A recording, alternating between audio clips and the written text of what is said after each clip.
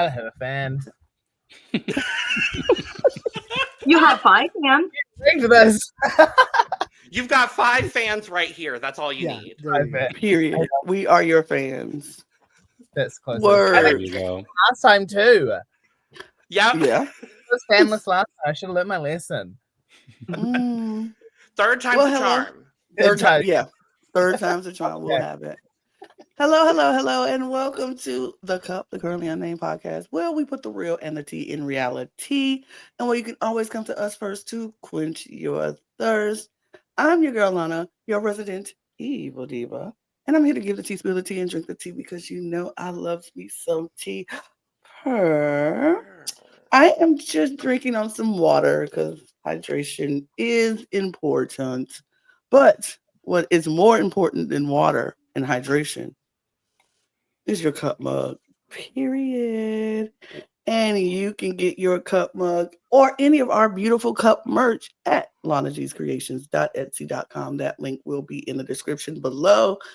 And we do ship internationally and domestically, so there are no excuses, unless there are some excuses. And then, that's fine. But if there aren't, get your cup merch. Period. LanaG'sCreations.etsy.com. That link will be in the description below. Get it. And I will introduce our extra special guest, David. Hi, I'm David Healy, and I don't have a cute intro, but I do have a cute shirt. I already wore this once this season, but I'm wearing it again, just for reasons. But I'm wearing my Ivanna Drink shirt. I wonder why you wore that today. I don't know. Oh my God, that's so random. I have an Ivanna Drink fan too, David. Wow. This is weird. We got a cute guest, maybe. I don't know. All I do know is that we do have another extra special guest. And that, look, David, I'm sorry, I cut you off. You're drinking something. I'm just drinking Monster because I'm tired. Monster tired. Love that for our extra guest. Our extra special guest. But our extra special guest is Logan. Oh, hi. It's actually been a minute. I'm Logan Murphy. Say something gay. I am drinking some Ardor Energy again. I'm still not sponsored, but God, I wish I was because these are delicious. Energy seltzers today in the flavor vanilla blackberry because that's what my roommate grabbed out of the fridge when I asked him to grab me one. Period. We love that roommates grabbing drinks. And then our extra special guest, Eduardo. Finally, some recognition in this goddamn podcast. Hello. Hola, I am Eduardo, the Mexican representative of this podcast. I am here to talk shit and get hit. I just woke up like an hour ago, so I don't have anything to drink, and I'm struggling to survive. But I'm here. I'm here, and I'm here to talk about this episode. So, that's all you could ask for, really. Period. And then we have an extra special guest, River. Hi, I am River, your Brazilian correspondent here on The Cup. And today I have 2 drinks. I am drinking some Guaraná because I also need energy. And because I have IBS and I should not be drinking soda, I also have some water to balance that. I mean, we take care of our health here first at The Cup. Period. But our ultimate extra special guest is the beautiful, the wonderful, the amazing Ivanna Drink is here. In a while. I haven't seen you guys in like a year. It's been a year. About a year, yep. Crazy. Oh my gosh. I don't have a drink. Season 3 finale, I think, was the last time. Season 3? Oh my gosh, that was like August last year. Mm-hmm. I don't even live in Down Under anymore. I'm an English person. Oh, well, yeah. We love that for you. I'm an immigrant. Oh, no. Don't say that too loud. I'm safe in this country. Right. Don't come here. Yep. Don't come here. I will not be catching a flight anytime soon to the States. Yeah. My apologies. I'm trying to catch a flight out of the States anytime soon. Visit me. Go to Australia. Go to New Zealand. You'll love it. Period. But yeah, y'all, we are here. We're talking about Down Under episode 2. And Yes, I ma'am. will say it was a good episode. I enjoyed it. Did y'all enjoy it? Oh yeah. Oh yeah. I thought it was a good episode, but we're going to talk about it. Before we get into it completely, there are some things we need you to do. We need you to hit the subscribe button on this channel, please. Hit the subscribe button to this channel and all the other channels. We are a network, so we have 3 other channels that you can subscribe to. So please go look. All those links will be in the description below, as well as our audio podcast links if you need to listen to us on the go. And our Patreon is down there as well, so you could get early access to all of the look over here's that we do and exclusive content that you want to see, because we have some great exclusive content coming your way. All of our end of the year stuff is coming, so you want to check that out. So if you want to get that early, join our Patreon. And thank you for all of your support. So let's dive into Down Under. Can I ask a question for Ivanna before we do? Yes. I mean, if you wanna. Okay, because I'm really curious before we talk about the episode. Who in this cast are you familiar with, and what do you know? What's the tea on all of the queens from this cast? Say Okay. their name. This is hard. So I get wig styled by Lucina. Love it. So she got a lot. Yeah. Is there any in the background you can see? Okay. Okay. None of them. She's great. Yeah, we haven't worked together before. I've met Olivia. She used to do bingos for me in Wellington. But now she's quite busy doing her own thing. She's fabulous. Who else? Did anyone see my video on Instagram where I fell off the stage? Yeah. So I kicked Nikita and Man in the face. And On purpose? That's her. Who else? Oh my god. And then all the Australians. I hate saying this because they're gonna like, we met you, and I'm like, I don't remember, but I don't remember meeting any of them, but I probably have met some of them. I probably was drunk as well, so. But I'm loving it. I'm loving the season. I think everyone is so entertaining, and I'm enjoying watching it. I'm also enjoying. What do you think about Michelle so far as a host? That's what I was about to ask. You know, I was like, oh, how's this gonna go? But I am like, she's fantastic. She is actually so good. It's like a breath of fresh air to the franchise, I think. That's what we said in the first episode, was that it felt renewed. Not that the first 3 seasons were bad, obviously, but there was a much different. Exactly. There's a much different energy with Michelle as opposed to Rue in the driver's seat for it. Because I think Michelle has a better understanding. I think so too.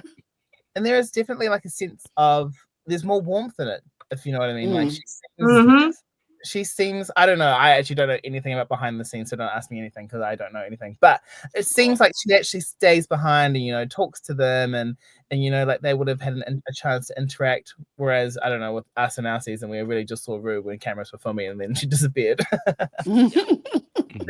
Professionalism. But I'm really interested to see how it goes. And I love she goes, can I get and then a different word. I hope it's a different word every episode. That's been my favorite part. Also, I was going to ask, so I know you were pretty involved in House of Drag, and this is the first season that doesn't have any representation from House of Drag. So I wonder how you feel about that and who should be on from House of Drag. Oh my gosh. I actually didn't have a lot of involvement with House of Drag, funnily enough. Like, I knew what was happening because I would obviously see Anita every day after they film it. But I think, I don't know, it's hard to say really. Like, I can't imagine who else. I don't really know who else was on it, to be honest. I'm so bad. I think it's great that there's not. I feel like it shouldn't be a prerequisite. But to be fair, they've actually also always done really well. Those queens. So they're always some of my favorites. I think it's good, but it will be interesting to see what happens with future seasons and how this goes from here. Well, you know what I did notice? What the cup is and what we're doing right now. We're just like Down Under because we are having queens come back to talk about queens. Yes. And I love that for us. And so we are doubling down too on this season for Down Under because if I'm not mistaken, and the audience, y'all might want to be aware of this, we might have more queens coming through for this Down Under season as well. So we're doubling down on the cup like they're doubling down on the season. So y'all might want to stick around for Down Under. Don't sleep on Down Under, because y'all been sleeping and then you get mad because it's so good at the end. And I'm like, oh, I didn't know it was so good. Yes, it's so good. But let's get into this episode, because we don't want to hold people all day. But yes, we come back into the workroom and nobody is gone. Top 10. No one went Top 10. home. No one went home, which I don't mind for the first episode. Now, Are you sure about that, Lana? No, I'm perfectly fine with Sure, that. are you sure? fine. Are you sure? Because Yeah. I literally Always wrote good. down everyone's living their Lana fantasy. No double saves. Not on my watch. Absolutely No not. double saves after this. That is my fantasy. Like, I don't like double saves after a while. Like, go home. This is what we came to see. Somebody gotta go home. It is what. But no, Not on I my don't watch. mind first episodes, nobody going home, because it gives us a chance to get to know the queens a little bit more. We get to see who they are, see what they're about, because the first episode could be full of nerves, so we don't know what, it's Also, so with a nerve-wracking. smaller cast, it's not that annoying because it's Right. not going to be like season 14 that's like forever long. Not that it wasn't good. It's just like time is ticking. You know what I mean? But I with don't know. 10 with 10 queens, it's fine. Yeah, 10 But queens is I do fine. prefer when they do it instead of doing a bottom two, like a top two and lip sync Yes, for the they should win, have did for and the then win. no elimination. But Yes, I think they should have been for the win instead of for your Especially life. after this episode. Yeah, it should have been for the definitely win. should I was have like, oh, that would have been great. Although it was such a clear winner last week, so it would have been Last hard. week it would have been a messed up decision to try to put somebody in that, because it was a very clear winner last week. It was like, Well, and that's what I had talked about, I think, on the podcast, was like the person that would have been second, at least for me, probably would have been Max. And it's like, I can tell you without a shadow of a doubt, probably, no shade to Lazy Susan because she's incredible, Max probably would have eaten her up in a lip sync to Rush by Troye Sivan. Now let's just all be honest here. So with that song, yeah. And we wouldn't have ended up with the right quote unquote winner. So like they're really like I love that format. So I love I a get top it, two in the first episode, but this instance it unfortunately didn't really make sense. Yeah, it didn't make sense because, like I said, Lazy Susan won by far. It was no question about, for me, that she won that episode. She won the episode, like, for real. The whole episode was Lazy Susan's episode, start to finish. So it was like, okay, girl, who will y'all go put in the next spot to try to beat her? And if they did beat her, I'd be like, are you kidding me? Like, it'd be like, yo, what? So it made sense. But this episode, everybody comes back and Karna is very much in her feelings. And I get it. I'm like, girl, I get it, girl. Because she was just like, I feel like I let people down. I feel like I let myself down. This is just, and I was like, oh, I don't want you to feel that way, because I really like Karna. I really, really like her. And I want her to just shake him off. Shake it off. You here for another week, shake it off. And I think she did. But she was feeling him down, and everybody was like, no, girl, you okay, girl? You good, girl? You good? And she was like, okay. Yeah. Right? What I like about this is we talked about how discouraged she seemed last episode. And I was like, I really don't want to see her spiral from that.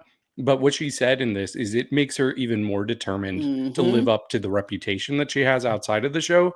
And that's what I want to see. Like, take that one knock, kind of like what Spanky did in season 2, and then use that as motivation to just kick ass the rest of the season. So I'm really hopeful for Karna, because I really like her. I mean, she did kind of do that this episode already, so she definitely stepped it up. And I think a lot of people stepped it up this episode, that it was just like, okay, if you go show everything, because now we know somebody's gonna go home this episode. Michelle made that very clear, that somebody is going home this episode. They were like, all right, step your pussy up, baby. You got to do it. You just got to do it. And it was like, okay.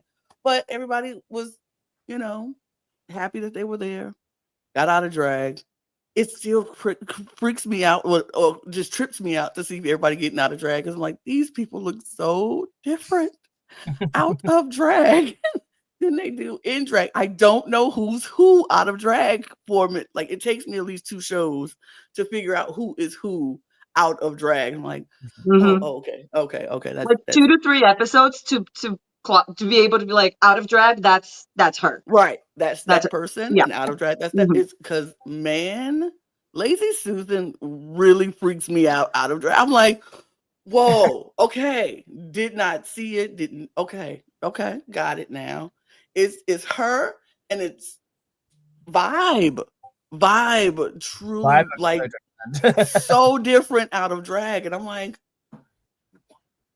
didn't see it, but Mhm. whatever. Anything Mhm. happened in that spot before Michelle comes out that anybody wants to talk about? Anybody? I was also petrified by the way Lazy Susan looks. And I just thought of the moment in the first episode when Max is like, well, I really feel like I'm going to regret putting my station right next to Lazy Susan because she looks creepy as hell. That's so wild. I will say also, and this goes throughout both of the first 2 episodes, there's a lot of girls that are doing really well in confessionals. Mhm. And I'm really, really enjoying, like, so many girls are getting good confessional moments. And I love that we have a queen here who was very good in the confessional as well, Miss Ivanna. I was wondering if anyone has stood out to you in 2 episodes in the confessional so far. I am honestly, I love Lucina. I think she is so funny, and just like it doesn't seem like she's even trying to be like that. It's just naturally her. Mhm. I like her. She makes me laugh. Who else? I think Vibe has some serious sassiness, and I love that. She's entertaining. I don't know. They're all really fun to watch and listen to. But I think those are the ones that stand out to me. Lucina mostly because. Lucina and her dry Like, sense so of humor. like Yeah. deadpan. It's so funny. It's It's I- so good. I did say last episode that Lucina was the person I found to be the funniest. Yeah. But this episode, I will say, like, Unintentionally, I think.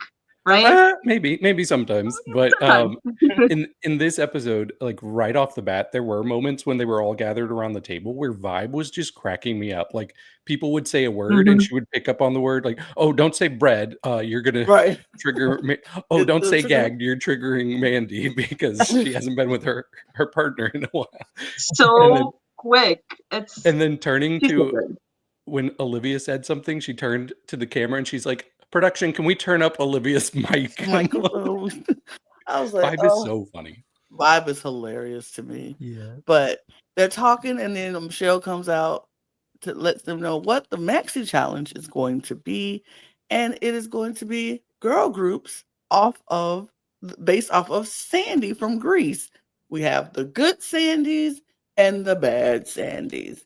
And I don't know about y'all, but my first reaction was like, please, I would want to be the bad Sandy. I don't want I to be know. the I good want to know Sandy. what everybody would be. I would want to be the bad Sandy. I think I'm a good Sandy. Oh, I would really? be I'm the I would have never guessed. I'm a good Sandy, but I would want to play if I was going to portray something. I would want to play bad Sandy. I'm going to base it off the songs, and I would want to be. Well, a see, good no, Sandy because no, you can't do that because they didn't know the songs. They just had. Well, that's how I'm choosing Lana, and I'm You allowed can't to choose the way going that off the song. You have to They choose didn't get off to of your choose at person. all. They were split down. I know. the I'm middle. saying if you thought about it, Randomly in I'm the just way saying, that they if were you thought here. about it, if you just based off of personality alone, which one would you have want to be? Not about the song, just what get Sandy would you want to be? A good Sandy. Thank you. I'm going to use the There you go. Lord. Ivanna, which Sandy would you want to be? I would want to be a good one, but I feel like everyone would say bad. River. I like the puffy skirt. I would go based off the outfit that I knew I was going to be wearing, and I would want to wear the bad Sandy outfit. I mean, come on. Right. Eduardo. Also, it would be more fun to like build a character around that. Mhm. Yeah. What? Yeah. For me, just like Mandy, I'm a kinky bitch, and therefore I need to be a bad Sandy.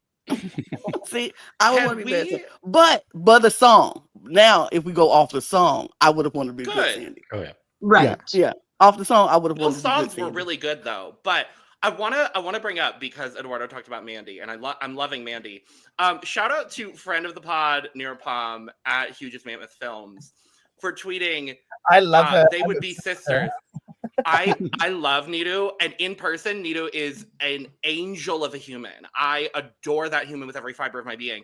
but they tweeted these two girls would be sisters, and it was Mandy Moobs and Marmalade from Drag Race UK, and I'm like, yep, no, 100%. Oh, They are You're the same on the person. same drag planet. from They're their on the confessional same planet. looks. Yep. Yeah, just based on the confessional looks. I'm like, yeah, 100%. I love it. Love that. But they get split down the middle. Michelle Visage says, nobody's choosing. I'm choosing. Split straight down the middle. Well, production shows where they would be standing and then split it down the middle. So the groups were chosen by someone. Who knows? I mean, Yes. Allegedly. I remember when you would go and they'd be like, okay, you stand here, you stand here, you stand here. Okay, cool. And then we random. Okay, randomly placed. It's random, just split you down the middle like they did. Yeah. I would say that they did get it right with their random split. It was pretty even The too. bads and the goods were the goods. It made sense for sure. It did. So they split them down, and so the good Sandys. Okay, it was Brenda, it was Susan, it was Kana, it was Max, and it was Olivia. Correct. And then the bad Sandys were y'all can go ahead and list them all. Nikita, Lucina, Freya, Mandy, and Vibe. Period. Vibe. The vibe. I always have to say vibe like that. It's a vibe. But so everyone was pretty happy, I guess, with where they were selected. Nobody had any issues with it. They went listen to the song. They were told that they were going to get choreographed by Queen Kong, and everybody was like, "Oh my god, that's so great!" And I was like, "Yeah, good on that," because I love Queen. Now that I've seen Queen, period. So they go off, listen to their songs, write their lyrics, because they have to write their own lyrics, all the things that we always see in girl groups, write the lyrics, do the things, go to the rehearsals. Now, they rehearsed with Michelle. Anything stand out to any? No. Or did they just go right to Queen? Not Michelle. Right to Queen. Right to Queen. I don't know why I thought they would. I'm thinking of you. Because usually they record with Michelle. They go and record with Michelle. Too much stuff happening, too much drag in my brain at one time. They go and they rehearse with Queen. And so the good Sandys go first. Anything stand out to anybody about the good Sandys rehearsals? I love the way Queen handled every interaction. She was so it was just so nice to see that. She was so kind and nice, and I think she really put a lot of people at ease as well. Especially, I think when she was asking them like what their abilities were, and was like very easy to give alternates and like different suggestions to make things easier for everyone. Because they came in with like knowing, like we got this idea, and she's like, let's check it out, let's see, okay, we can modify this a little bit, and we can do this a little bit. So they all felt like, okay, Queen is working with us instead of being told what to do. It was like it was a collaborative thing with them, and I like that. Yeah, that's kind of what happened last season. Like when she came and worked with the people who made it far into season 3, she had like choreography that they didn't end up using. And this time she learned her lesson from that. She's like, okay, let's see your skill level and then adapt it to you. But I did have a question. Like during this group, somebody mentioned something about a logie or a logie, and I'm like, what is that? A logie? Word?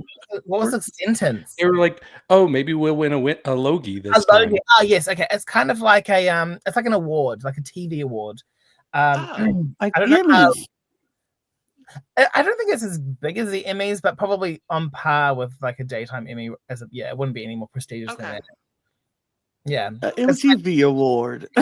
Yeah, a People's Choice Award. Logan, maybe you can give out a logie. Logan, you can give out a logie. And vote for a logie. It's like a People's Choice Award. Okay. It's a People's Choice Award.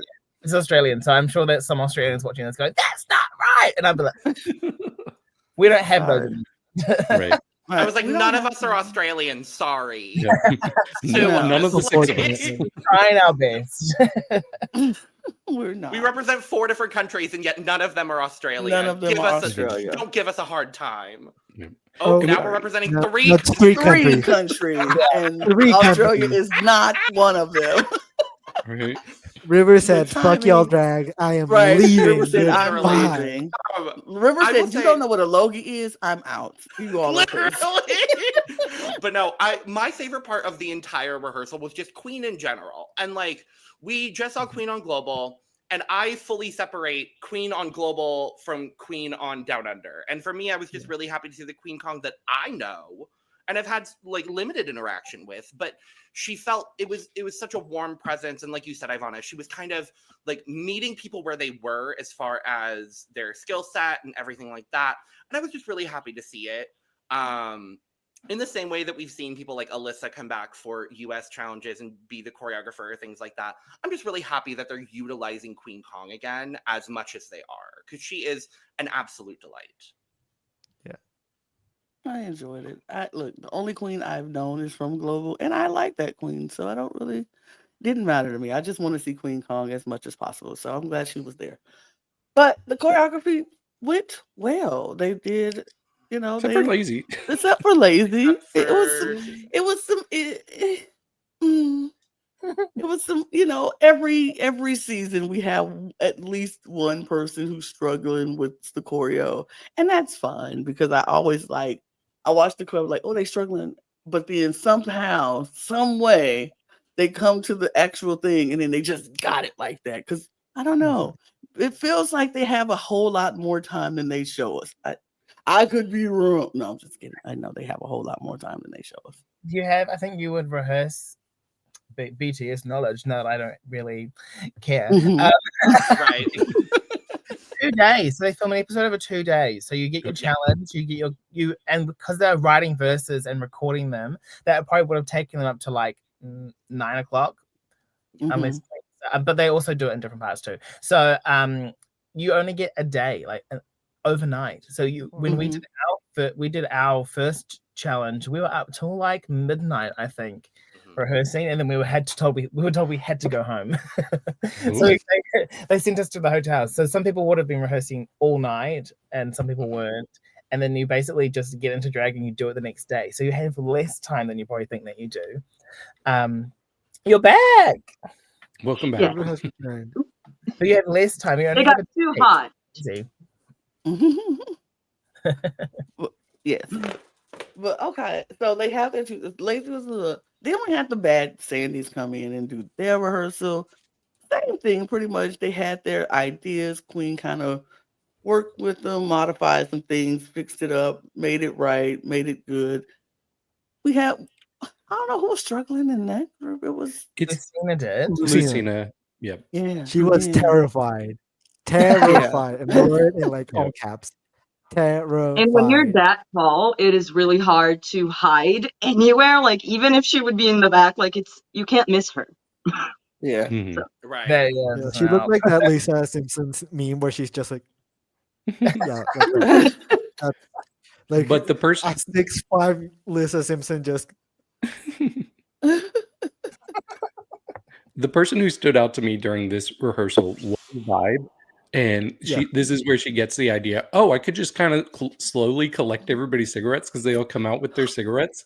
And I was like, that's so smart. That is keeping yourself involved and in everything. Everybody's verse. So I thought that was really smart of her. And it's adding more of that like musical theater element to the performance that the challenge kind of does ask for, that I feel like the other group missed a little bit. They did have that, but I feel like Vibe's idea really elevated the performance of her group, because without that, I feel like it would have been a little flat. Maybe I feel like it brought some life to the number. I felt it brought life to Vibe, and I thought that this was Vibe's moment, saying, "I'm going to make sure I am the center of everybody's attention this entire time." I don't think it added to the group. I think it added to Vibe, which I'm not mad at. I'm not mad at that at all, because that made me only look at Vibe to see what she's going to do with these cigarettes that now she's collecting throughout the entire performance.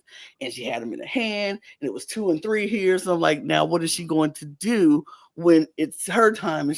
And she just played into. We'll talk about how she played into it, but I like when she said that idea. I was like, oh, Vibe is playing chess. Y'all playing checkers, and Vibe is playing chess right now. Okay, all right.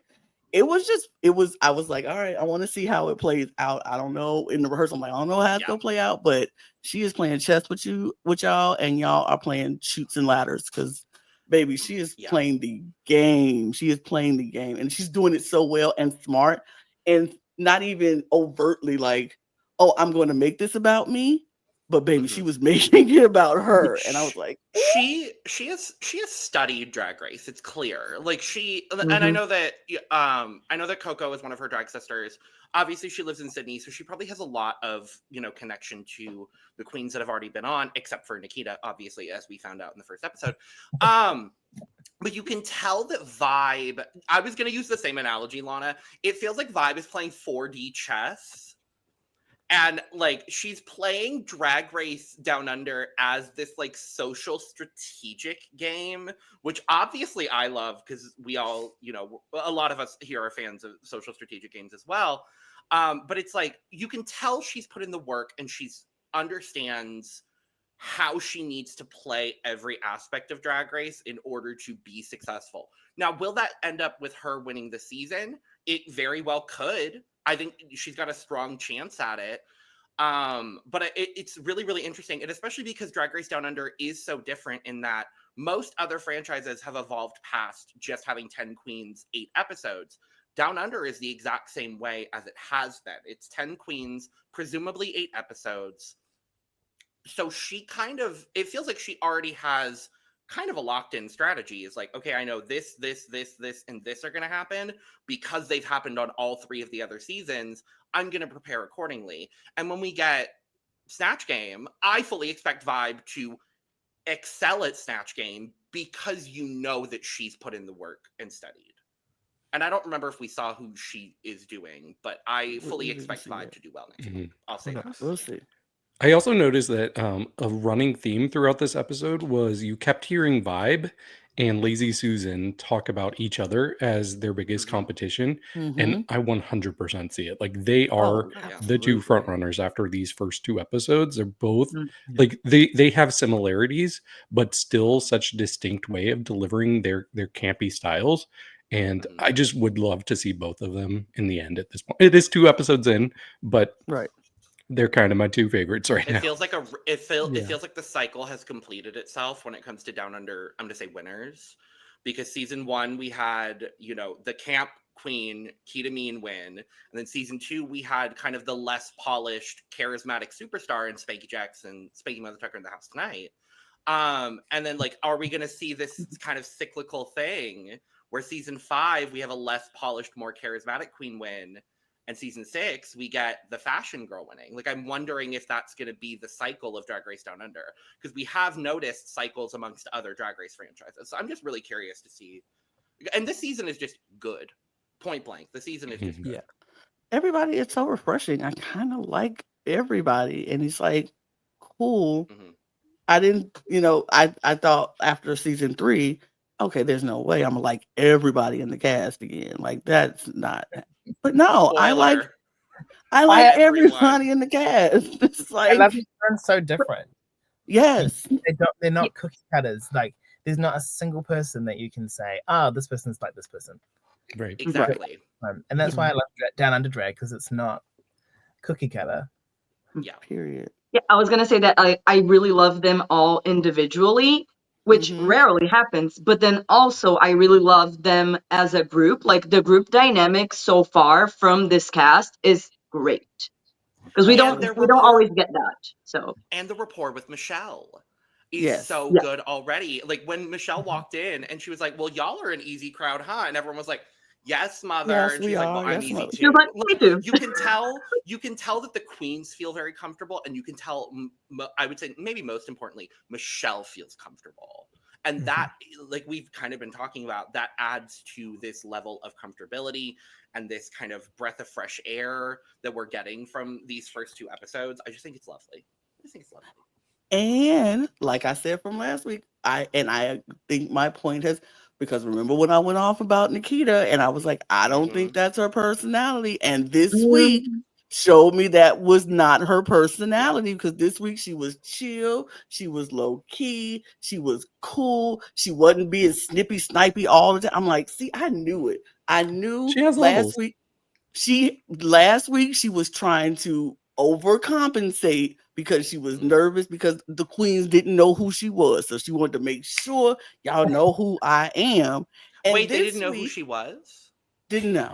And this week, I know, right? Didn't know who she was. Wild. But this week, she was like, she was in her groove. She felt her peace. She was like, okay, I'm here. I'm supposed to be here. I know I'm supposed to be here. And now she felt comfortable. And so we didn't get that at Nikita. She's like Trek. She has layers.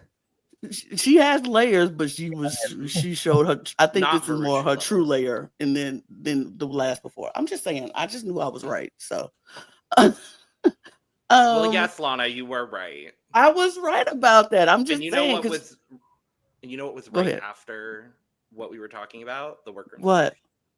Yeah, workroom stuff happened. People talked. Y'all could talk about it, because I mean, really have nothing to say about it. They talked about romantic relationships, and so as a person that is not interested in that, I really don't have much to say other than I like these moments because I get to learn about the queens. That's it. Don't care. That is as someone me. in a relationship. I was like, I'm not in a relationship. Don't care about relationship, and I'm happy for everybody in relationships. There you go. There's actually a lot to unpack from all of this, because they were going like everything. Well, no, okay. Well, I mean, if anything's, I'll touch on it. So we had, please unpack it. No, I love it. We had Mandy talking about being in an open relationship, and like other people like are talking about their history with open relationships and what they think about them. I don't know if anybody wants to talk about that specifically. If not, we can move on. I don't know. It doesn't involve me. I don't care. I feel like you're looking right over to me, David. Now. No. I just feel like you're over here signaling over to me. I have never had an open relationship. That's a very pointed question, David. Yeah, your tone feels very pointed right now, David. But no, I am in an open relationship. Hearing Mandy talk about it, I was like, I resonate. So I've realized, and I resonated with her during the Meet the Queens, but I really, really resonate with Mandy a lot. Just like her sense of humor feels very, very similar to mine. Her overall outlook on life, that's how I'm going to phrase that. It feels very similar to my own. But yeah, and she talked about some of the difficulties with it too. And there are absolutely difficulties with keeping, communication open and doing all of those things. And it's like a full-time job on top of everything else that you have to do in life. And it's just one of those things that, you have to prioritize in somewhere in your priority list. And Eduardo, I loved what do you hearing about think? I feel like that question was pointed to you too. Yeah, it was, because I also used to be in an open relationship that didn't really work out because the problem was that we didn't have communication. This person that I was dating was going around sleeping with a lot of other people. And I was like, hey, if you would have just told me, I would have not cared. I'm not a jealous person. But the fact that you didn't tell me, that's the problem. So I really like the fact that like Mandy is taking this outlook of like, hey, open relationships work. You just have to talk about it and have a lot of conversations about how your relationship works.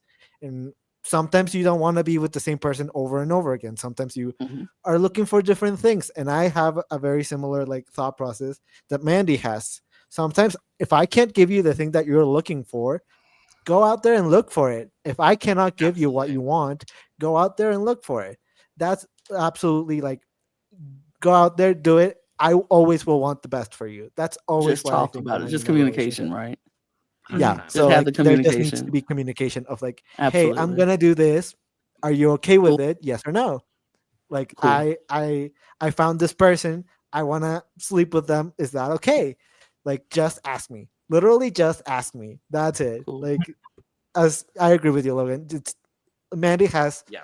a very similar thought process and very similar like outlook on life that I do as well, especially when it comes to relationships and like Yeah. sexual stuff and things like that. Like, it's very free and very open, and I Yeah.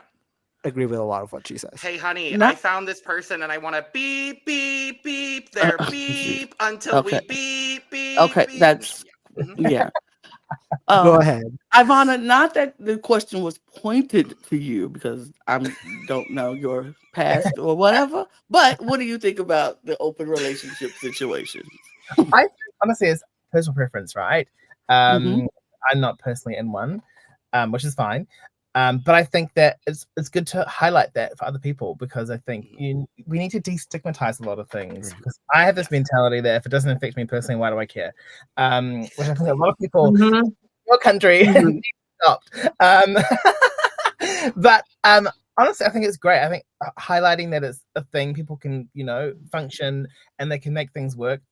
I think that's why I like these workroom talks and listening to them, is because you really do get to like learn a lot about different people, and it was interesting to see that everyone did have different opinions. Like, Mhm. and that's exactly it. It's not for everyone. Open relationships aren't for everyone. Just like close relationships aren't for everyone. Relationships aren't for everyone. Like, period. Yeah. Not for everyone. It's all personal preference, and it's like however you want to live your life the way. And that's why I think queer people are so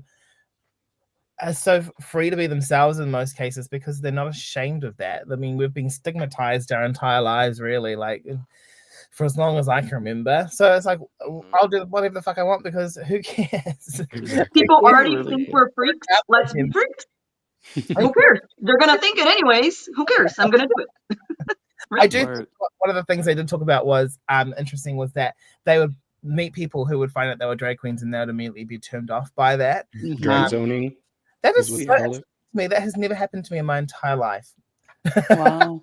It is so funny because, Well, like, to look, me, it's been the opposite. knowing that someone is a drag queen is, and it's a plus. It would be something that I would be attracted to, not Oh, the yeah. opposite. So it doesn't make sense to me, but I understand why it happens. Unfortunately, I think something as well as a lack of understanding, where people will assume that this is, a lot of people confuse drag queens and cross dressers for transgender people, and it's like, actually they're very different things. Like, you can be transgender, you can be a drag queen, but you don't have to be both.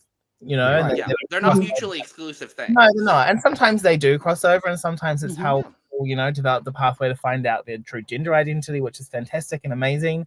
And then people sometimes will be transgender and continue to do drag, or sometimes they'll transition and they'll stop because they're like, actually, it's not really for me anymore now that I've found who I am and how I want to listen to the world. But I think it's interesting. I think it's another thing. A lack of understanding is that people just don't really know. Oh, is this like a fetish thing? Is this, for me? It's not a fetish thing at all. Like, you will never ever catch me having sex in drag, because it's uncomfortable and it's very hot. It doesn't sound. What kind of hot? Yeah. Not the sexy hot, apparently. Not at Wearing all. a scratchy wig? Well, no, absolutely not. Well, I we're not think gonna well do- enough as is during sex. I don't need all of that. No, thank you. Exactly. And there would be the rule: do not touch the hair, do not pull on the hair, do not do anything. Right. There's a lot of rules. Exactly. Do not touch the eyelashes. Yes, please don't. it's a lot of mess moving with me. parts. So Don't smear my makeup. Don't. Yeah. No. Mhm. Not me. I think you touch on some good things, because I have been open about this on the podcast before. But when I first started coming out, and it was in my late 20s, over 10 years ago, if I did find out somebody I was attracted to was a drag queen, it did kind of turn me off. Like, because at that time, my exposure to like attraction was your stereotypical like masculine person. And if anything broke that illusion about somebody, it was like, oh, okay, that's not what I'm into. And I didn't even realize at the time how problematic and limiting that is. It's so limiting. So to you also, right? Like, you probably didn't date a lot of people that would have maybe been fun or whatever, and you probably didn't because of that. So right. everyone Yeah, misses exactly. out, right? Yeah, but now I do not care at all. Like that would not bother me at all. It's not a fetish, but it's definitely not like a deal breaker by any means. Not even close. Right. Yeah. You'll find most queens don't even want to do it. They'll be like, they'll take it off. That'll be that's how you Right. pick them up. Like, it's so varied, and I think it's also one of those things. Right, communication is essential in all parts of life. You know, if you make an assumption on someone, oh, they're a drag queen, they're gonna definitely want to do this. It's like, actually, no. Like, you wait in the living room for 15 minutes or half an hour, and I'll be back.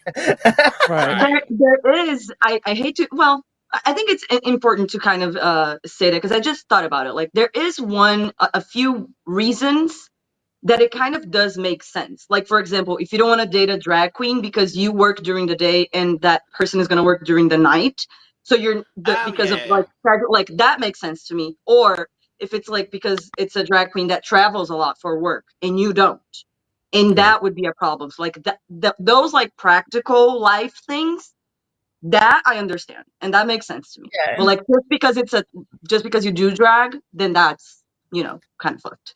dating a drag queen is hard. It always is going to be. You know, weekend work, late nights, and if like you're lucky enough to travel. I think last year alone, I was out of home like maybe 60% of the time. I was in a different country. You're in different countries, different time zones. Like, life is just so busy, and I think you need to have a strong base to be able to kind of get through that sort of stuff. Because it isn't for everyone. People want to see their partners, a few All times. the time.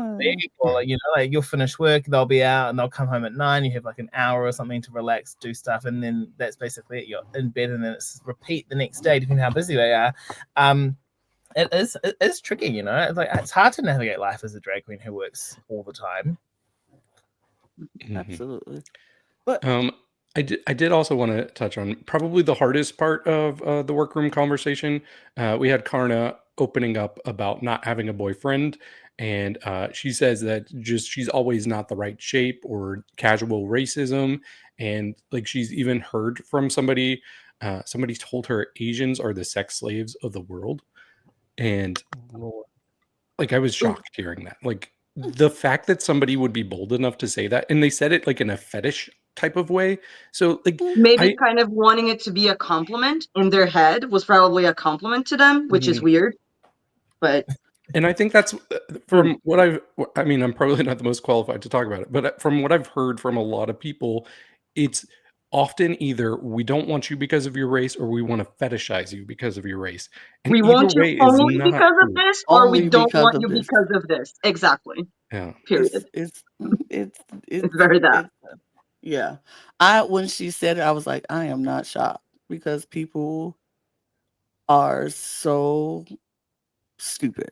People are so stupid, and they feel so emboldened to say some dumb stuff to people. And it's like, you really thought that was either a compliment, or you really were just trying to be an asshole? Like, honestly, you're just being a jerk about it. And it's so gross. It's so gross. Racism is the grossest and most mentally ill thing I've ever seen in my entire life. And people do it. And I'm like, they were like, oh, there's ignorance. No, you know what you're doing. I am convinced it is a mental disease, because people are stupid. Like, that is the most stupidest thing to actually say to somebody. Like, you are Asians are the sex slave of what? What? Why? What makes you? Like, where do you live? Who are you? Why are you here? Who raised you? Who raised you? Wolves, morons, idiots. Like, you were raised in the forest with the animals. Wolves would never raise someone like that. Put some respect on wolves. Like, somebody, it's like just so, it just makes my skin crawl. But I'm not surprised. I'm not surprised. In anybody who is a marginalized group is probably not surprised to hear that comment, or to hear somebody had said that. Everybody who is not white has probably heard something so gross and so stupid from somebody in their lifetime. And that's so sad to say, but we have all probably heard something from somebody that you'd be like, what? Why would you say that? and it's sad. It's so sad, but Yeah. that part pissed me off. Like I literally paused it and was like, what? That pissed me off. I think it's also worth noting that for a lot of us growing up, especially if you grew up before this century, like in the 90s, 80s, or before, just the standard of Western beauty has always been presented in the media as like a specific type of white person. And so when you grow up seeing that and you're constantly told this is what's attractive, it gets ingrained in you. And I've been guilty of that. Like growing up, yeah, I was like, okay, yeah, I want a white person. Have I branched out beyond that? Absolutely. And I'm so thankful. And I think that's why representation really matters in movies and media and in all sorts of things, because you need to see different people and see them for what they are and see what beauty can be. It's not in this white box, even though that's what we're told so often. So I'm very thankful that I've expanded my boundaries and grown as a person. And that's why I'm always gonna tell you all whenever there's something ugly about my past, because it's not always intentional. And people can grow, people can change. But it's also important to people that have a similar story and experience to yours to see that, like, if they're not there yet where you are, they can see also that there is like, okay, I was raised like this and to think like this, but there's a person that had a similar experience and was able to get out of that. So I can too. It is possible to unlearn things. So I feel like you sharing that is very important as well. There is a path for growth, and we just have to let the growth happen, and you have to be open and willing to grow. You have to be open and willing to grow. If you're not open and willing, it ain't gonna ever change. It ain't gonna ever change, and it is what it is. But if you're open to it and you open your mind and expands your horizons with the people you hang around, diversify your friend group, diversify the people you talk to on a regular basis. And the music you listen, what you watch, everything. Even all of that. I promise you, if you diversify who you hang around with and who you talk to on a regular basis, your outlook on life will change. It will change. You will see that everybody's not all bad, that the stuff that people have been saying to you growing up is not the truth. All people of color or Black people or whatever, we are not the same. We're not all monsters, and we're not the boogeyman that they tried to make us out to be with you growing up. It's some great people out there with some who are very beautiful, like beautiful people outside of who you know. So just open your mind, diversify your friend group, diversify your music, diversify what you watch, diversify life. And you will be in a place where you'll be like, okay, life ain't all that scary. Those people are not scary. Those people are my people. Let's get from those people to my people. And I'm telling you, it'll be a better place in this world. But I'm gonna get off the soapbox. Let's continue. Let's we were not going to talk about the workroom stuff, but then we talked a lot about. But then we talked a lot about the workroom stuff. David made us. I really don't have anything to say at all. Spent 30 minutes talking about it. That's because David unpacked everything. David unpacked it all. We didn't even get to the weirdest place people had sex, like SeaWorld or a movie theater. Oh. Are we gonna go there right after that conversation? Honestly, I was trying to think, like, where's the weirdest place I've had sex? How do we segue into that? No, like I'm so vanilla. I have not had sex any weird places. A car. Probably a tent in the middle of a festival, I guess. Okay. With like people walking around and shit. Like, I mean, but you're fine. No. Maybe in a bedroom with a bunch of my friends. I mean, I am very not interested in any of that, but I used to be very out there. Let's say that. Weirdest place, Logan? Are we sharing? We sharing. Pull out the list. Sure. Fuck you, David, but there is a list. I think we just need one. We just need one. I think one of the craziest would be in the middle of winter during a snowstorm in the middle of a forest. Oh my gosh. Okay. Not just, it's just impressive. Were you in a Is all. tent? Like, that's just impressive. Were you that in a were tent? able to do Just it. outside? Yep. Okay, cool. Good. Did the Good on thing you. happen like in A Christmas Story where it froze? No. Oh, No, stop. David. No, stop, David. David, Eduardo, are we sharing? I was gonna say I felt just like Freya because like I also lost my virginity at a movie theater. So I was just like, you know what? Iconic. I was like, yes, I feel you, girl. I feel you.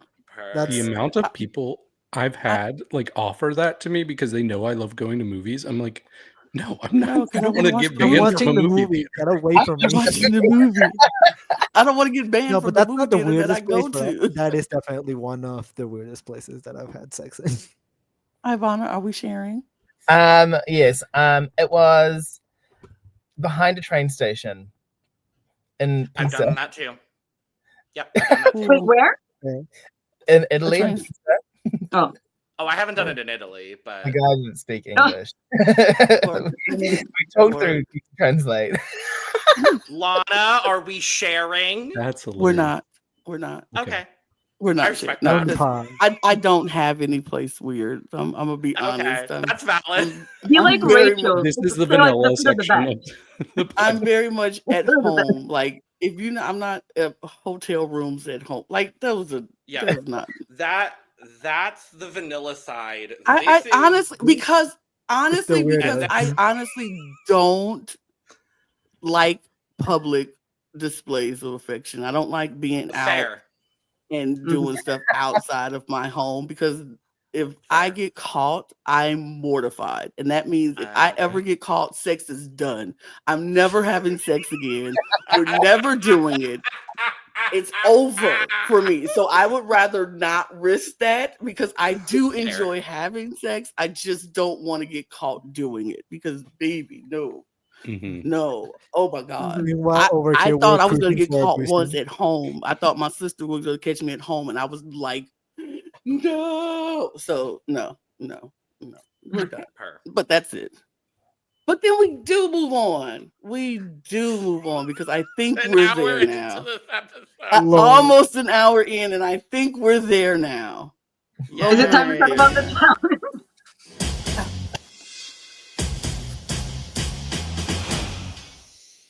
Now, okay, I need to preface something. There was not anywhere online or in this episode a full shot of all four No, judges. I am It was sorry, not. and Therese and to Queen Kong, but I only want to talk about Michelle and her gorgeous pantsuit. I mean, come on. This is It's a what I great was pantsuit. expecting from host Michelle Visage. This is what I was expecting. I was like, we're going to get pantsuits. We're going to get a lot of cleavage. We're going to get a cute little fuck-ass bob. And guess what? She looks incredible. So Amazing. go off, girl. Yeah. She looks Yeah, good. this I'm is hoping that- to see more drag from her. You know, I'm not expecting to see more drag. I'm expecting to I see wasn't Michelle. expecting it. I was hoping for it. I'm expecting to It would see be nice. Michelle. Full shots of the drag queens that they have because I think that's the one thing I miss is the big. I mean, to be fair, RuPaul's outfits are all very similar these days, but Mhm. it's nice to see the full ensemble. You know, that the moment you're like, oh, that's so good. Oh, that waist is snatch. Oh, Yeah. this is so good, and she looks fantastic. But I do miss that. You know, I would love to see her in a drag look, but I don't know if it would really suit her very well. You know what I mean? Yeah. Yeah, Yes, I I do. mean, we're getting a lot of really good drag panels this year around all the different franchises. And so I Thailand. kind like Thailand is eating up as a panel. The judging panel is eating everybody up. Like I would even go as far to say also España.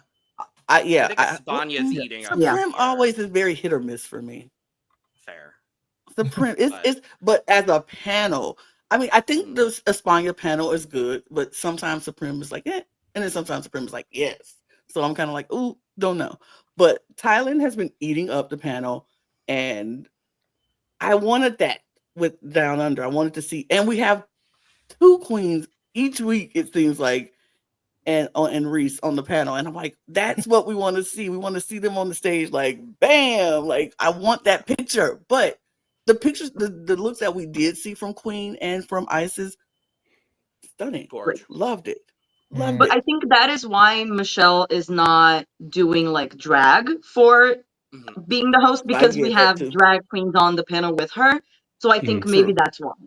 But that wouldn't be her as well. And I think just because Right. you now have Drag Race doesn't mean you need to do drag to do that. I think that's why it's such a moment that we're seeing, is because she's the first non-drag queen to host a franchise, and I think that this is why it is so exciting.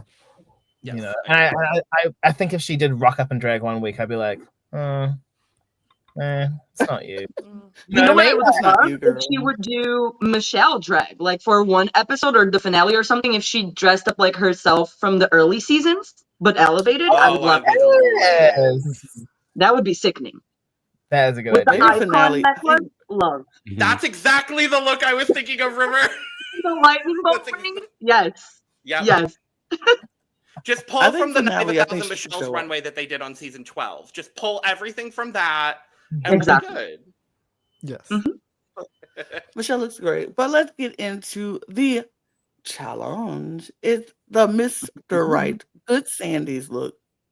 David, how do we want to do this? Because I know this is your juge. How do we want to do this? Yeah. So I'm cool with not talking about each person individually because we have 6 of us. Thank you. I will just give quick we overall. all appreciate that very much. Yes, I will give quick overall thoughts from this group. I think this group was the better of the groups for me because I think each of them really focused on a character.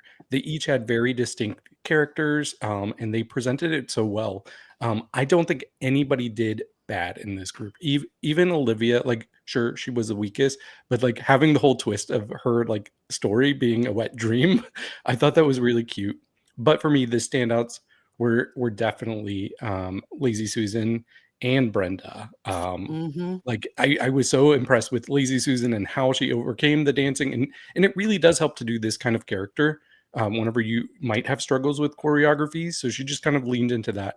And then Brenda is like a musical theater star. Like her voice, this is the first time I've actually heard her sing. She just got such a good voice, and she was animated throughout the whole time. She is somebody who could be on like a Broadway play and fit perfectly. So overall, I thought this group was very strong. Yeah, I agree. Yeah, I agree as well. They were my favorite. Anybody have specific thoughts they wanted to dive into? Oh, you go. Oh no, go ahead, Ivanna. I love Susan's verse. I just thought it was very clever. I think she's brilliant. I think she's very smart and she knows what she's doing. And hers, I watched it last night, but I really can't remember the other 4. But hers stuck with me. I thought she was great. I thought like the look was fun. She made me laugh. I literally laughed out loud when she was on. But this was my favorite. I loved the outfits. I loved that they all, like you said, they all had a character. And they all just they all brought their own individual personal touch to it, which I thought was great as well. Yeah, I agree. Go ahead, Logan. Sorry. Thanks. No, you're good. I thought this was not by far, but I think solidly for me, my preferred group. Like y'all have been saying, everyone just had such a good character. I want to highlight Karna because I think Karna did so well in this challenge. I think maybe based on the runway, she wasn't in the top, but I could have seen a universe where she was in the top because I really liked her character. I thought everything she did was great. Brenda, for me, was the standout. I just thought everything she did was timed so perfectly. You can tell she's got that experience, and I agree. I think, some sort of high-level musical theater stuff is in her future, and I'm excited for it. Susan, I think, did the best that she could with the hand that she was dealt. And I'm going to go ahead and say this right now. I would not have had Lazy Susan as my winner this week. I'll just say that now. I think she did very well. But I wouldn't have had her as my winner personally. I really liked Olivia in this. And I'm not necessarily surprised by the ultimate results. But I really loved her rap verse at the end. I thought that was so charismatic. She was in the choreo. She was doing everything she needed to. Like, honestly, if I was going to put someone in the bottom based on this group, it was going to be Max, because truthfully, I could not tell you a single thing Max did in this challenge. I could not tell you I'm not kidding. She blended in so severely, and it did not help that she was wearing a blonde wig. Could not tell you a single thing Max did. I mean, she had a very strong character. Like, hers was a religious character, but in the end, you found out, like, oh, you can go through my back door until we're married. And I thought it was cute. Like, I think she had one of the stronger, like, identifiable characters in this group, personally. And to counter that, I do agree with you on that. I just don't think, I think her character was the least unique. I'll say that. I think it was the least unique of this group. And other than the backdoor stuff, I don't remember a whole lot from Max, unfortunately. Well, when it comes to this, I always kind of ask myself, what's worse, for me to remember you because you did something wrong, or for me to not remember you? I personally think that it's wrong. It's worse for me to remember you for doing something wrong than for me to not remember you, which is why for me, Max kind of did fine, because I also agree she wasn't the most memorable, but I do feel like Olivia felt scared. I could see the fear in her eyes while she was performing, and that for me was the thing that really stood out. If I can tell that you're scared while you're performing, that's not good. And so unfortunately, everyone else did a really good job, and Olivia just looked scared. So yeah, unfortunately, Olivia is the only one that I think didn't do great in this challenge. And also, she had two really heavy hitters here, because she had both Brenda and Lazy Susan here, who stole the show, and it didn't matter if they were here or in the other group, they were gonna steal the show. So Olivia was kind of screwed at this point, because between the fear and being overshadowed, it was just not great. Yeah, I kind of feel this. I kind of feel the same way about Olivia, because it was to me, it was a lack of stage presence. Like, she felt uneasy on the stage. And so I was nervous watching her performance, because I was like, okay, is she gonna mess up? Is she gonna? Because I could tell that she was kind of like, now I have to do this, now this, and now that. So she did fine, I think, but because everyone else in the group did a lot better, that kind of stood out. But I don't think she did bad by any means. But definitely my standouts were Brenda and Ginny Lemon. I'm sorry, Lazy Susan. You did not. You did not. I mean, where's the lie? Where's the lie, though? Lord. Literally, it took me so long when I was watching to realize that was Lazy Susan. I had to rewatch, and I was like, who? Okay. Then, right. But Brenda, to me, was a standout, from the beginning, because of her voice and lyrics and everything.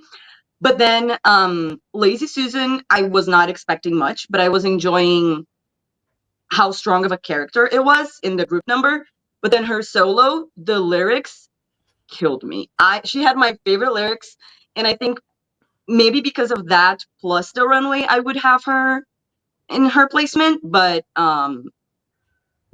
in the performance, definitely neck and neck with Brenda for my favorite. Yeah. And everyone else did fine, I think. Yeah. Overall, this was just my favorite. Everybody was good for me. I enjoyed the choreo. I enjoyed the song. I enjoyed the overall performance of this group better than I did the other group. But yeah, y'all said everything that I was going to say, so I don't need to say it. Let's keep it moving to the Mr. Right Now. Then why don't you start, Lana, with the Mr. Right Nows? The Mr. Right Nows was good. I just felt like it was only one standout for me, and that was Miss. I'm gonna take all your cigarettes. I'm gonna take all your cigarettes. Vibe was the only standout for me. Everybody else was alright, and some people stood out for the wrong reasons. Lucina and Freya for me. I was just like, I'm not really feeling that. And then Nikita and who else was that? Mandy. Yeah, Nikita and Mandy. I don't remember anything they did. It was just like, it was very not memorable for me. Vibe played 4D chess, like you said, Logan, with these girls, and everybody else was playing Candyland, because she stole the entire show. And that's all I looked at. That was all I was focused on. She was the only person I cared about in this performance.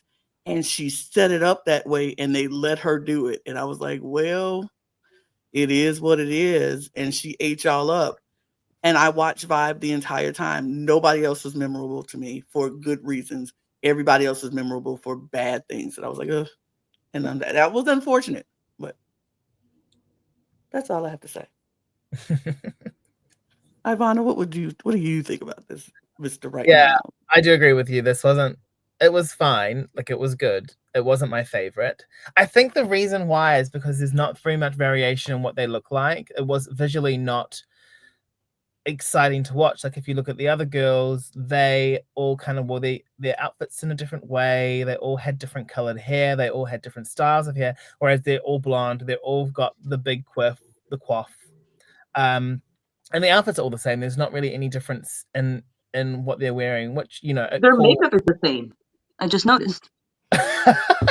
Literally. How did I plan that? Makeup. I think that this is kind of all you can really do with a character like this, because you've obviously I'm pretty sure that they probably were given these outfits, but you can't really do anything fun because, you know, you've got your character is there. I've given it to you, and you kind of have to just dress for it. What I did like about this is, once again, agree with you. You kind of lost everyone. I'm not personally going to say I really remember a whole bunch from this one. What I do remember is Vibe, and I thought she was very clever in what she did because she had a character. She was stealing the cigarettes, but she did it in an interesting way where it wasn't, you know, when you can go too much and they go, you actually stealing the. She did it in a way where you would see her and she would be doing it, but it wouldn't be center stage. And that's where I think she did really, really well, is that she actually drew attention, even though she wasn't doing anything to steal attention. You know, I think there's a fine balance with exactly how that works. In terms of like the group performance as a whole, in my opinion, these probably were the ones that weren't as strong. And yeah, that's it. Yeah, I kind of agree with what you both said. This was definitely my least favorite, but I don't think anybody did bad necessarily. It's just it was not as exciting to watch as the other one. And also the fact that the song was not as good as the first one didn't help, but that's not their fault. But one thing that I was a little underwhelming with this performance is exactly what you said, Ivanna, that they didn't have specific characters. Because the other group, even when they were brainstorming, they were like, oh, I'm going to be the religious girl. I'm going to be this girl. And this group had a better opportunity to build even more interesting characters with what they were giving with the bad girls. Because they could have like a stoner girl, a goth or a punk girl, or like a sludge, like all types of like bad girls. They could each be like their own stereotype of like the bad girls. And it would have made it a lot more interesting. And I think Vibe was the only person that did that in like creating a character. And that's why she was the standout. And Freya was just frenetic. I don't think she did bad, but her performance seemed nervous and rushed. That's the only thing that kind of like took me out of it. And I could tell that she was not comfortable on stage. And when you're not comfortable on stage, I'm not comfortable watching you on the stage. So, but I think other than that, everyone did fine. Yeah. 5 slots stand before me. No, but seriously, there was only really one standout here, and that was Vibe. Vibe did a really amazing job. I think her throwing the cigarettes on beat was amazing. But there was really not much about anyone else that was super good. Mandy was forgettable. I felt like Lucina was just, as I said, she was terrified. She was terrified, and you could see that on her face as well. And like she had a good verse, but the moment it came to perform, she just fell short. And I also feel like Nikita fell short, and that was kind of surprising to me because I also felt like she was not able to keep up with the choreo. Like she was just not feeling the choreo, and the other 3 girls were at least trying the choreo, were they hitting it? I don't think they were doing that well, but like I feel like both Nikita and Lucina were just not hitting the choreo, which is why for me like they were the two standouts in the wrong way. Yeah, I think this is a scenario where I maybe would have judged it in teams. Honestly, Nice. I would have just given the Mr. Right team the win, even with Olivia not being, as confident, and even with, some of the girls not having the most standout character, as I talked about. I really think that group felt more cohesive. They had the better verses on a whole. They had the better performance on a whole, and they really worked on characterization, which I think was the number one thing that they should have worked on in this challenge. I don't think this group did bad. I don't think anyone in this challenge did absolutely horrible. But I would have had, honestly, for me, I would have had the winner and the bottom three out of this group. Because for me, Vibe just did the damn thing. It was a vibe. It really was. Like, she had everything that she needed to do. It was all put together very, very, very well. And I don't want to say that she was the only standout, because for me, I actually thought Mandy did very, very well also in this challenge. I think she had the choreo down. Her characterization was good. She had the strongest character of the other four girls that were not Vibe. And I think Mandy did a perfectly solid job here. The other three girls, unfortunately, it felt rushed. I don't know. All the things you all have already said, I'm going to agree with that and just move on. Yeah, besides trying to save time, I think the main reason I didn't want to talk about each person individually is because I wouldn't have had much to say about hardly any of the people in this team. For me, if I'm going off of memorability, if I ranked everybody based on that, this team would have number 7, 8, 9, and 10. And number Absolutely.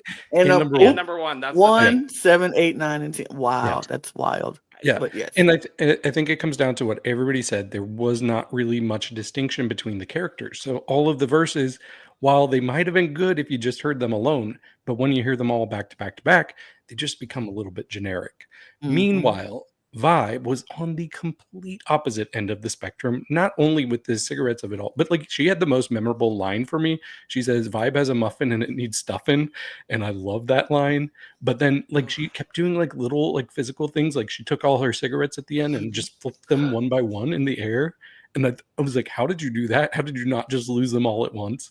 And then she did her thing where she's like, she's trying to catch her breath from that was my smoking so many cigarettes. She was a genius. For me, if I was judging this episode, and this has been done on Drag Race before, I don't remember when, I would have said the winning team is the good girls, but the winner overall is Vibe, because Vibe killed it. All-Star 6. I know exactly what moment you're talking. All-Star 6, Pink Table Talk. That's right. When Ginger won for some reason. And that's no shade to Ginger. That's just the fuck. Yeah, that's absolutely what I would have done as well, David. Honestly. But yeah, that this was fine. But we will get into the runway on Look Over Here. So if you want to check out what we think about the runway, you have to go to Look Over Here and check that out, because we already spent an hour and 18 minutes just talking about the episode. Yeah. So if we got into the runway now, we'll be here for 2 more hours. So we're not going to do that. I was going to ask, though, Ivanna, because I don't believe you're joining us for the Look Over Here. What were your standout runways from this runway? No pressure. No pressure. Real quickly. I will give you a quick fire. I thought Lazy Susan's was very exciting. I think, the use of AI. So amazing. I thought it was clever. Who else was there? I don't know. I don't think that I don't want to be rude, but I don't think they were that great, to be honest. Like they were just, it was organza. Yeah. I think maybe Olivia was a bit clever in her interpretation of Cher. Instead of going for Cher outfit, she went for a Cher inspired one, which I think over the heads of the judges. Kind of, in a way. Who else? I think Freya's one. Yeah, she had less material. Hers would have been better. Mm-hmm. I just there weren't really any that really hit the theme, because what was it? It was sheer and genius. Sheer genius. Sheer genius. And I think apart from I think Susan really did hit the nail on the head with it, because it was a mixture of tech and it was sheer. Even though people say it was transparent, she's posted a definition. I have two definitions from two different dictionaries because we're going to talk about it when we look over here. Okay. Into that. Oh yeah. But yeah, I think Lazy Susan's was probably my favorite. And maybe Brenda's. Brenda's was nice too. I think it was different, but I think the overcoat really did work. I think, and being able to see that really nice form-fitting purple dress underneath that sheer slip kind of thing was good. But yeah, like Isa said, it should have been a little bit longer. And I think Lucina's was also nice, but I'm not necessarily sheer. I don't think it was very sheer. I think it was just a nude material with some flowers on it, but I think the shoes should have been different as well. But otherwise, that's it. Well, I'm glad about that because we weren't going to get you to look over here, unfortunately. But I'm glad we shared your thoughts. But if you want to hear everybody else's thoughts, because I think all of us will be here for look over here, so we'll share our thoughts. Maybe all of us, maybe some of us, maybe none of us will be here for look over here. Who knows? No, somebody will be here. But we'll talk about it. At least two of us will be here for look over here. But if you want to hear our thoughts, our scores, and all of that thing, that will be another episode. But let's get into these results because we get back on the runway and we get our safe queens called. And everybody who was called safe, I was like, okay, all right, sure. Not mad. I was only surprised by one. Who surprised you? I kind of thought Nikita was going to be in the bottom. I thought so too. Oh, okay. Me too, okay. Okay, cool. I mean, I felt. I mean, I'm glad she wasn't because I like her, but I think her. I think her runway kind of saved her a little bit. I think her runway was sheer enough, and it was not horrible, and she was not horrible in the challenge. So I feel like she was just safe enough. Like I don't think she deserved to be in the bottom, but I don't think she definitely didn't deserve to be at the top. So I think she was just. I'm gonna stop hitting this microphone. Just safe enough, eventually. Yeah. But we're at a stage in the series where kind of going under the radar is enough to be safe. Everyone didn't really have much to say. It was kind of like, I don't really remember, which is a good place to be at the start because you want to get through, especially if it's not a challenge that you think that you'll be good at. It's better to have earlier on, kind of cruise through. Because I think when you think about it, the feedback has always been Lucina looked terrified, Olivia looked terrified, Freya once again I think one of those ones much to say about and I think that's what Nikita's done, and she's really just like I'm just go coast. I'm gonna stay in the middle until I can't be in the middle no more. Like well at the start. You said safe? Cool, bye. Cool, right. You called me safe. I'm like, done. I was like, okay, speaking of cocktails, and once again, speaking of our friend Nirupam, if I had a nickel for every time I brought up Nirupam on this podcast, I've had a dime. I didn't realize that Lazy Susan made Drag Race history by being the first queen to drink beer in Untucked. That is so weird because that was our first. Yeah. Oh. Has to be. They would not budge. Like, if you wanted something else, you would not get it. You would literally get the vodka cranberry that they were giving out. Right. That's what they drink, by the way. They're very watered down. That doesn't surprise me in the slightest. That doesn't surprise me in the.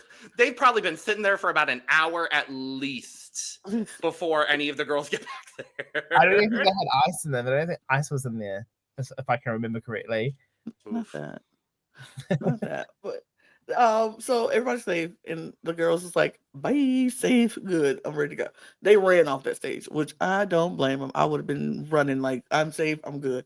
But we are left with our top 3 and our bottom 3.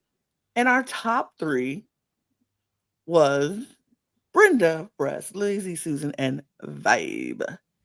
Perfect. And I think we all agree with this top 3. I think they were the ones that stood out the best. Yeah. Absolutely. No, look, nothing to change here. Keep this all the same. But the winner this week, people might change, who we have some differing views, but the winner this week was Lazy Susan. And I'm happy for her. Like, good on you, girl. Good on you. But some people said Vibe should have won on this panel. I was feel like honestly this shocked. combined challenge plus runway, I feel like that's the only reason why, because challenge, I think they were both just as good. But then on the runway, I mean, come on. Yeah. See, I didn't think they were just as good personally. I thought Vibe was just clearly, and it might have been partially because of who she was with. And everybody else not standing out made her stand out even more. But for me, I was actually like, what? Because like you have an opportunity to give a win to somebody else who doesn't have a win already and absolutely killed this challenge. Yet we give it to the same person who already has a win. I'm not mad because I love Lazy Susan, but I was just the runway. I think they added the runway more than they. I'm not used to that. I'm usually not counts for 0%. No, go for the competition. I'm thinking that should be it, but I think they had to have added the runway because maybe the judges thought that Lazy Susan and Vibe were on the same playing field as far as the challenge, which we might not agree with. I mean, I can see why it is, and so you had to go with who you had to bring the runway into play because they were both so good in the challenge. Yeah. And I think Lazy Susan definitely outdid Vibe a little bit in the runway. I'm not mad that Susan won again. Me truthfully. either. Not mad whatsoever. For me personally, I would have had Vibe or Brenda win over Susan in this challenge. I think if I'm counting runway and challenge performance, for me, my ranking probably would have been Vibe first, Brenda second, Lazy Susan third. And it's no disrespect to Susan, obviously, because she did kill it. Those 3 were the best out of this challenge by far. For me, I resonated a lot more with what Vibe did and with what Brenda did, as opposed to Susan. And I think Susan winning this is kind of the first time where we've really seen someone not be able to dance, struggle through the choreography, lean so hard into a character in the challenge and it actually pay off. And for that alone, I'm not mad at Susan winning, but I would have had Vibe or Brenda personally. Yeah. But Lazy Susan wins. Good on her. So our bottom 3 ended up being Freya, Armani, Lucina, Innocence, and Olivia Dreams. Yeah.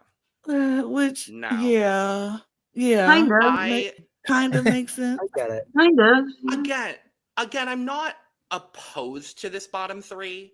For me personally, I think Olivia did better than Freya, Lucina, and Nikita in this challenge, honestly. I think verse-wise, yes, she was shaky in her performance. I agree with you. But the group choreo she was in with the Mr. Rights was very strong.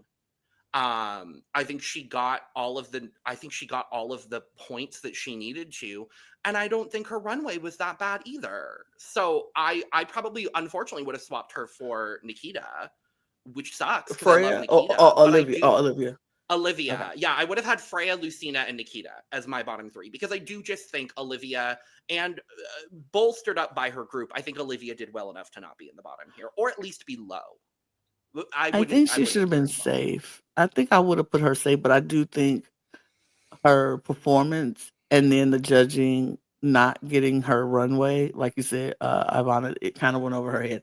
I loved it, her runway, and I thought it was very smart, and I thought it was genius because nobody was thinking sheer genius. Yeah. Genius. Yes. Which nobody was thinking that way, and I thought that was part of the genius of it all. And so I would have risk in doing that particular look. She took the risk and it just didn't pay off. Yeah, I would have had her safe. I probably would have had Olivia safe if it was up to me because I think being in that group, I think that group should have won. Like by far the good girl. The good girl should have won the whole thing, and they should have judged it in groups and should have done it that way. But I think Olivia did enough to be safe for me. But who are we? We're not the judges. We ain't the panel, so it is what it is. Olivia we was are the in panel this, here at the Cup, and we and think Olivia should have been safe. she should have been safe, but she wasn't, and she was actually in the bottom two with Lucina. And I was like, oh, not Lucina being in the bottom two again. That is But sickening. I was upset at first, but then I was like kind of glad Before because we get she into was the able lip to sync, show me Before we get something I into it, wanted to see. Yeah, before we get into that, it was. I just want to, since we didn't talk about the untucked portion, I did want to briefly touch on Olivia talking about kind of her treatment from her own drag community where she's from, and how people are just, they don't see her as somebody like worthy to be on this stage. And I just felt so bad for her, like in that moment. And that's kind of the impression I got from her in the Meet the Queens, is that she felt like she didn't have the confidence, like almost an imposter syndrome. And so I was glad that the girls were there encouraging her, especially Nikita. Like Nikita really stepped it up and showed her softer side. And her real side. Yeah, that moment was really, I love that moment. Yeah, she's like, well, where are they? They're not on TV. So I thought that was Period. really, really sweet. So I hope Olivia feels more confident now.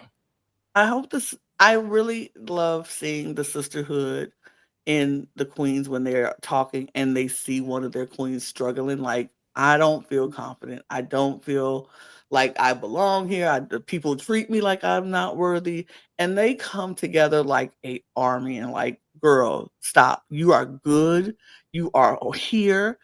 All those people who talk negative about you, they're watching you at home on their couch. So what does that say about them?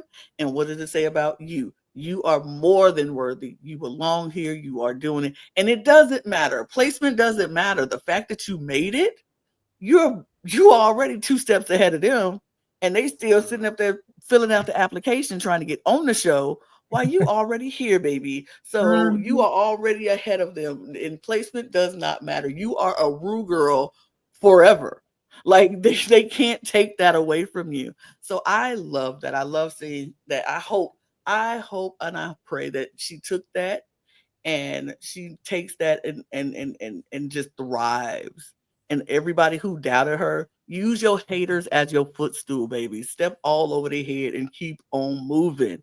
You good, girl? I loved it. And I think she was so good. Like, she is so good. I enjoyed her on the show. On that note, I hope that she takes, because it was one of my favorite moments of this episode, was Queen's comment to Olivia on the runway. That to me, like, I hope that she hears that, because that is what I do to find when I'm like going through something. I talk to my ancestors, like that's part of my culture and how we do things. And so I related to that, and I feel like that's something that if she gets into that can be something that's going to help her a lot, because when you better your mental state, you make better art. So yeah, that I just wanted to talk about that moment because it got me emotional, and I'm emotional right now just talking about it. Yeah. Yes, talk to your ancestors, baby. That'll bring you right back to where you need to be. Like, who? I'm good. I love Olivia so much. Unfortunately, I do wish she had done better in the lip sync. Did you notice that she missed some of the words in the beginning? At least? Yes, I was like, she words. I said she don't know the word to that. Oh no, several words, many words. She doesn't know the words. No words. But I wanna. She knew a lot of the words. 90%. Not all. Not all. I'll say 90%, sure. But what I want to highlight from this is I don't think Olivia did bad by any means. Lucina shocked the hell out of me, honestly. Baby. She ate. Like, it was one down. She's so much better in this down. Right, so she was so much better this week. 8-1 down, baby. Let that sink in. It was so good. I feel like it's because it was the second time in a row at that. Yeah. She was like, it's now or never. Like, this is it. And like, if I feel screw it up now, they will quick. Yeah, I think she was like, if I screw up, they will have a reason to send me home for sure now. So I have to give them everything I got if I'm down here again. So, and she did that. Like, I was like, I was impressed. Like, this was a really good lip sync for Lucina. I was like, wow. The song I didn't was think cute I was going. too. Song was cute. Didn't know it, but it was cute. Didn't know the song. Song's cute. And hey, it's not a RuPaul song on Down Under. I'll take it. I was like, I was waiting to hear Miss Okay Girl. I thought we was gonna get it, but no. Right. I'm like, so are we getting Adrenaline? Are we getting Kitty Girl? I mean, the season is still young. We're probably gonna get a RuPaul song, but I'm pretty sure we'll get a RuPaul I'm waiting song. for Kylie Minogue. You know, you better know. La la la. I mean, oh well, that was yesterday. I won't talk about it. Was Tension out at the time that they filmed this? Do we know? It was. I think so. Okay, I would like it to be Tension. I think that would be very fun, very lovely choice. Lights, but camera, action. The lights, camera, action would be great. But we did lose. We did end up losing our dream girl, Miss Olivia Dreams, and that was sad. I didn't, but if nothing else has stayed consistent on Down Under, we have a consistent trend of the pork chop queen being a black queen or a queen of color. So good job, Drag Race Down Under. But not a Sydney queen. Not a Sydney queen. And not from New South Wales. Oh my gosh. I just realized that one. Literally, all three. The first Kingy to go home first. Yep. How crazy. She's the first person not from New South Wales to go home first. Because everyone else was a queen of color from New South Wales. Wait, so is it someone from New South West in this cast? Vibe. See, that's why she wasn't going to go home because she's not a queen of color. Sydney is in is it territory? Is New South Wales considered a territory? Vibe is a queen of color. Okay, that's what I thought. Vibe is a queen of color? Is she an indigenous? Vibe. I'm actually not sure of Vibe's heritage. She is very nice. I've met her once before. I don't think so. But that's why she wasn't going home first because she was not a queen of color. Wales, technically, and she's a color, so she would have met that requirement. It would have been she would have met the qualifications. The pork chop qualifications. The pork chop qualification. Criteria. What I do love. So sick. It's so sick. What I do love is all of the other Down Under pork chop girls have been very like JoJo and Amel and welcome to welcome to the pork chop lounge. Glad you met the qualifications, girl. Like we have cake here. Enjoy. It's cake here. But Olivia had one of my favorite exit lines. I laughed so when she turned. I don't know if she was making fun of what Michelle said to her when she left. That it was like a very blanket statement because she said, "I'm not living, laughing, loving for this result or whatever." Loved it. I love her. Like that is. I'm like, oh, where was that girl? Yeah. Like I wanted that girl on this season. We had that girl. We had glimpses of that girl, but I really do I love Olivia. I think she has brought so much warmth in the 2 episodes that she's been here. I hope she can take everything she possibly can from this experience and grow from it and become an absolutely incredible entertainer. She's only been doing drag for 3 years, I think she said, something like that. Yeah. Like her career is endless, and I think it's going to be, and I hope she takes a lot from this experience. She looked like she had a good time. She said she had a good time, and even in the short period of time she was there, she had fun. So I love that for Olivia, and I hope she just runs with it and I wish her nothing but pure success. Y'all go check out Olivia if you see her around Australia. Go tip her or something. Give her something. Do something. Or tip New her. Zealand. Tip her. Tip that. Give the queen $1. And if you're in the London area, go tip Ivanna. Thank you. Yes, please. Thank you. Tip them, period. Yes. Buy the t-shirt. What's it called? DragCon. Oh, yes. Drag Expo, Drag. All those things. It's so fine. Draft update, David. Please tell me you're ready. I do. I'm ready for once. Period. For once. I'm ready to be last again. You are last. Logan is in third place with 19 points. Lana, you're in second place with 21 points. And I'm in first place with 31 points, which is the most possible points for any combination of queens. So This Fuck is you. kind of sickening. This is Yeah. kind of sickening. I'm happy for you, David. You're like Thank you. leading and killing us right now. Good for I'm you, mad David. because my queens have been in the top or Top safe every week. time. Yeah, every time. Yeah. I have Lucina, don't I? I think so. I think I do. I know I had Olivia, and I Yeah. love her dearly, and Yeah, I you never have heard a single Lucina. thing. Yeah, that's Mhm. why I'm like, I'm just gonna stay right because she go kill the lip syncs, but she go be at that bottom. So I'm like, Yeah. oh And girl, you top- playing with me. The top 3 this week were all on my team. Plus, I have Max. Put it down, Logan. Put it down, Logan. You can't be mad at that. David picked the right team. Put it down. For now, there's still 6 more I episodes. stand behind my team, and I stand behind my team even more, knowing that next week Snatch game of it's something. Snatch Game. But it's something else. You called it something Yeah, else. it's inspired by I'm a Celebrity, Get Me Out of Here. Yes, I'm a Celebrity, snatch me out of here. I'm really surprised they've never done that crossover before, and I'm also very excited for it.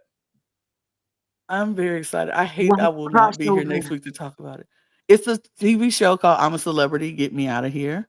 That is a reality show. They put them in the jungle. They put celebrities in the jungle, and then they tell them they have to live out in the jungle and then get them out of there. It's like Survivor Light. Survivor very light, because we know these celebrities are not really roughing it in this jungle, but okay. Yeah. Also, Ivanna, do we know who you were going to do for Snatch Game? No. Cam, They got canceled, so I decided to keep it to myself. Okay. Word. I want to say That is a very wise point. I was like, oh, it's a pretty good thing that. Okay. Look, can we guess? No, But- just kidding. I don't. No. I would never what I guess. will I would say- never guess. But what I will say is we do have another extra special guest for next week, I think, David, if that's still exactly what we're doing. I'm very excited to have insert name of queen here next week because it's very exciting. So Fingers crossed it can happen. Yeah, Like I said, we're trying to double down here. This is always so fun. Yes, we're trying to double down here on the cup. We want to go along with the theme of the show. So we're going to try to get queens here all the time because we love our Down Under girls and they have been so amazing to us. Ivanna, you have been amazing to us and we appreciate you with every fiber of our being. We appreciate you. We love yours. We actually do chat about it because you guys, I think you all are probably the nicest ones. Oh, You're not like, And we're not even that nice. asses, but you're definitely like, you're not as negative as some of the other ones. I mean, we're going to be honest. We try. We try to be honest, but nice. We like About honesty. We like honesty. yes. I think Down Under season 3 is the only cast where we've interacted with every single person. from Every the cast. single queen. So, we love you so much. Great crowd. But you all are a great crowd. But we are going to get out of here because we have held y'all hostage long enough, and we've held Ivanna hostage much longer than we should have. So I had a great time. We love that. You are welcome here anytime. You know that. And we are going to be back next week. Some of us are going to be back next week. Some of us won't be back next week. We might have a new insert queen here next week. And we'll be back next week to talk about episode 3, the Snatch Game. And y'all know what to do. Hit the subscribe button. Do all the things to show you support us. Support this channel, support all of our other channels. All those links will be in the description below. You can find our audio podcast link so you can listen to us on the go down there as well, and our Patreon. Also, if you keep scrolling down a little bit further, you can find the link to the merch. Get that at lanajeanscreations.etsy.com. Follow us on all of our TikToks and Twitters and Instagrams at The Cup Pod. And then all of our other socials are down there. Our personal socials are down there. Ivanna's is down there. Go follow Ivanna. And then, go see a show. Go book her a show. go see her in London, tip her, do all the things. Y'all know what to do because she's amazing. We love her, so you need to support her as well. And we're gonna get out of here. So, cheers, y'all. Bye.